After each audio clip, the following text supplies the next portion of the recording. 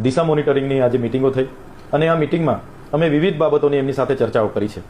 જેમ કે આજે મનરેગાની રોજગારી 6 તાલુકામાં ચાલુ નથી તો ક્યારે ચાલુ થશે અને કેમ બંધ છે, તો એમણે અમને 10 થી 15 દિવસની બાહેધરી આપી છે કે મનરેગામાં રોજગારી અમે ચાલુ કરાવી દઈશું. બીજું કે નરેન્દ્રભાઈ મોદી જ્યારે વડાપ્રધાન ડેડિયાપાડા તાલુકામાં આવે છે ત્યારે તો તંત્ર આજે યુદ્ધના ધોરણે લાગી ગયું છે. તો જૂના રાજનો રોડ કેમ બનાવતા નથી, કેમ વન વિભાગ અટકાવે છે? દેમોગરાના રોડ માટે આટલા બધા ઝાડો કપાય છે, ત્યાં કાયદો નડતો નથી અને જૂના રાજ માટે નડે છે. એ બાબતની પણ મેં રજૂઆત કરી. સાથે સાથે જે એમણે જાહેરનામા પ્રસિદ્ધ કરીને યાલ પુલ પર માત્ર 25% વાહનોની જવરજવર 25 ટન વાહનોની જવરજવરની પરવાનગી આપી છે, ત્યારે ઘણા લોકોને હાલાકીનો સામનો કરવો પડે છે. એ જ પ્રકારે ડેડિયાપાડાથી નેત્રંગના નેશનલ હાઈવે પર સેજપુર અને ઘાણીકૂટની વચ્ચે કરજણ નદી પર એક બ્રિજ છે.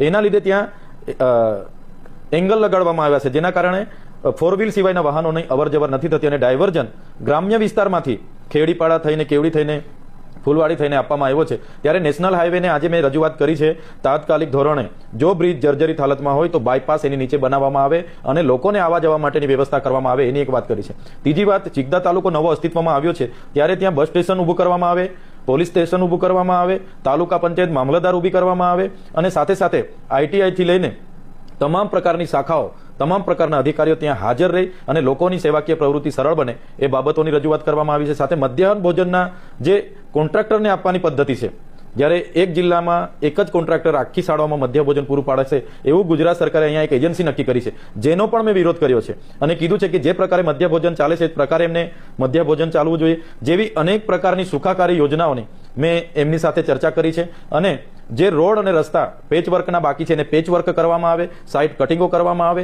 જ્યાં નાળા જર્જરી છે ત્યાં નવા નાળા બનાવવામાં આવે, સાથે સાથે પ્રધાનમંત્રી આવાસના જે બીજા અને ત્રીજા હપ્તાઓ પેન્ડિંગ છે એ પણ પૂર્ણ કરવામાં આવે. ફોરેસ્ટ ડિપાર્ટમેન્ટની જેટલી યોજનાઓ હોય, ટ્રાઇબલ સપ્લાયની યોજના હોય, નાણાં પંચની યોજના હોય, વર્ષોથી એમની જે ગ્રાન્ટ બચત છે આદિ આદર્શ ગ્રામથી લઈને એ તમામ ગ્રાન્ટોને તાત્કાલિક ધોરણે અમલીકરણ કરીને કામો પૂરા કરવામાં આવે એવી આજે મેં માંગ કરી છે. અને નર્મદા જિલ્લાના કલેક્ટર, ડીડીઓ, એસપી, ડીસીએફ અને નિયામક જેવા તમામ કર્મ